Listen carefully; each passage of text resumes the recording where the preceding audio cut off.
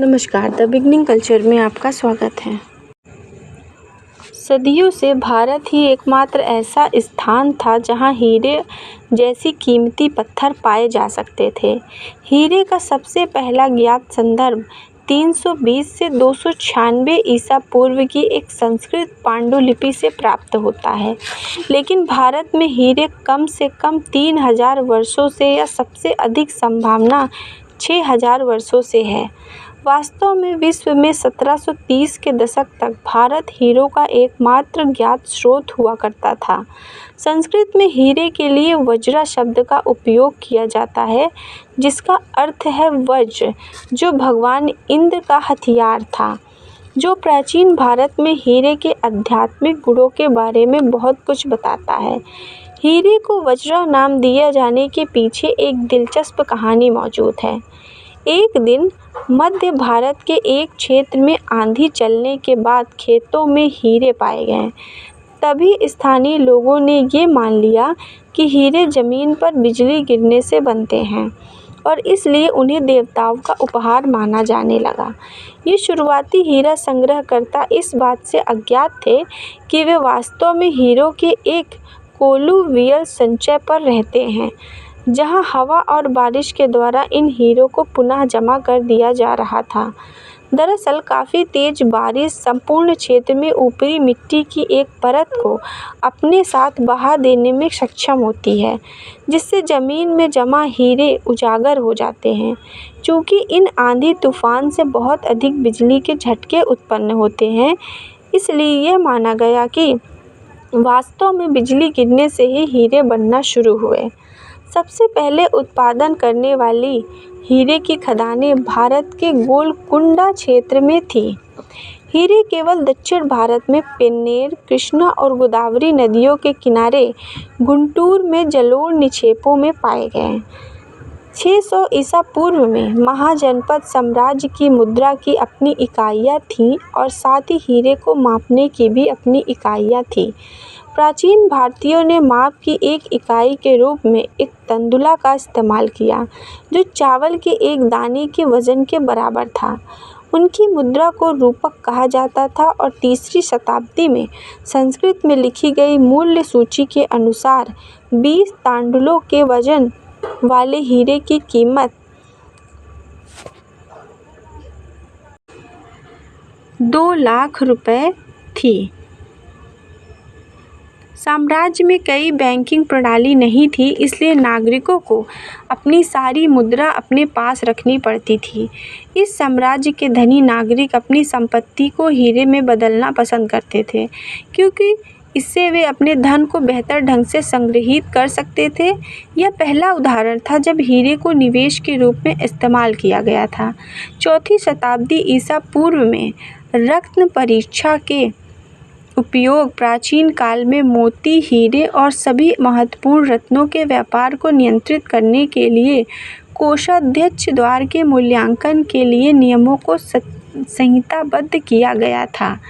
उत्तर भारत में मौर्य वंश के चंद्रगुप्त के मंत्री कौटिल्य द्वारा अर्थशास्त्र में इसका उल्लेख किया गया था। यह पांडुलिपि 320 से 296 ईसा पूर्व की है। प्राचीन भारतीय समाज में हीरे का महत्व इतना अधिक था कि इसके लिए एक अलग पेशा था, जिसे मंडली कहा जाता था। हीरा विशेषज्ञ हीरे ने प्राचीन भारत में इतनी महत्वपूर्ण भूमिका निभाई कि इसके गुणों और जादुई शक्तियों का सूक्ष्मतम विस्तार से अध्ययन किया गया। सब कुछ बड़ी सटीकता के साथ दर्ज किया गया और सामाजिक जीवन में श्रमसाध्य रूप से लागू किया गया। वहीं भारत में हीरे आदिकाल से ही पॉलिश किए जाते थे। पहले से ही लगभग पूर्ण खुरदुरे पत्थर को यथासंभव परिपूर्ण बनाने के लिए पॉलिशिंग का उदय हुआ। चूँकि हीरा मनुष्य द्वारा ज्ञात सबसे कठोर पदार्थ है, इसलिए खुरदुरे पत्थर को चमकाने के लिए किस औजार का उपयोग किया जाता होगा, इसके लिए एकमात्र औजार स्वाभाविक रूप से स्वयं हीरा था। भारतीयों द्वारा एक हीरे का उपयोग करके दूसरे हीरे को पॉलिश किया और इस तकनीक को शायद गुप्त रखा गया था। मध्य युग के अंत में भारत में हीरे को गहने के रूप में पॉलिश करना शुरू किया गया था और सबसे पहले हीरे के गहने को समतल आकार दिया गया। वहीं एक उद्योग के रूप में हीरा भारत में 700 और 500 ईसा पूर्व के बीच हुआ।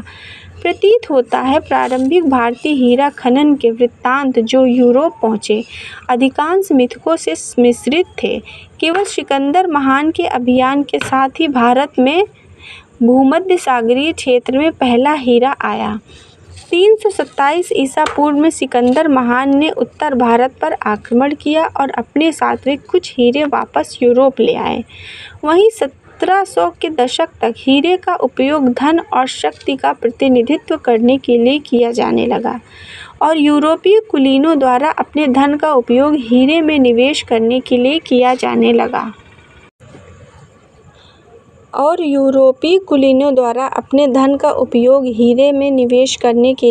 जाने लगा। 17वीं शताब्दी के दौरान छोटे रत्नों पर और 18वीं शताब्दी तक बड़े रत्नों पर हीरा हावी हो गया तथा इंग्लैंड के भारत के उपनिवेशीकरण द्वारा बड़ी मात्रा में हीरे ले गए। अंग्रेजों ने भारतीय मंदिरों और शाही राजवंशों को लूटा और भारी मात्रा में हीरे इंग्लैंड ले गए। वहां से हीरे फ्रांस, स्पेन, इटली और अन्य यूरोपीय देशों को बेचे गए। हीरा व्यापार में भारत का एकाधिकार 1729 में ब्राज़ील में और बाद में 1870 में अफ्रीका में हीरे के भंडार की खोज के साथ समाप्त हो गया। आधुनिक समय में लगभग 49% हीरे मध्य और दक्षिण अफ्रीका से उत्पन्न होते हैं। अतिरिक्त प्रमुख उत्पादकों में अब साइबेरियाई रूस, कनाडा, भारत, रूस, ब्राज़ील और ऑस्ट्रेलिया शामिल है। हालांकि सदियों से भारत 1000 वर्षों तक दुनिया में हीरे का एकमात्र स्रोत रहा है, लेकिन समय के साथ भारत की मुख्य खदानों की आपूर्ति बहुत पहले समाप्त हो चुकी थी। बावजूद इसके हीरे अभी भी भारत में पाए जाते हैं। भारत में दुनिया का सबसे बड़ा हीरा पॉलिशिंग उद्योग है। यह दुनिया भर में गहनों के लिए प्रत्येक 12 प्रसंस्कृत हीरे में से 11 प्रदान करता है। भारत में हीरा क्षेत्र 1.3 मिलियन व्यक्तियों को रोजगार देता है। आज दुनिया के 92% हीरे भारत में काटे और पॉलिश किए जाते हैं, ज़्यादातर गुजरात के सूरत शहर में। वहीं 2017 तक मध्य प्रदेश के पन्ना शहर के पास भारत में एक औद्योगिक पैमाने की हीरे की खदान मझगमा खदान थी।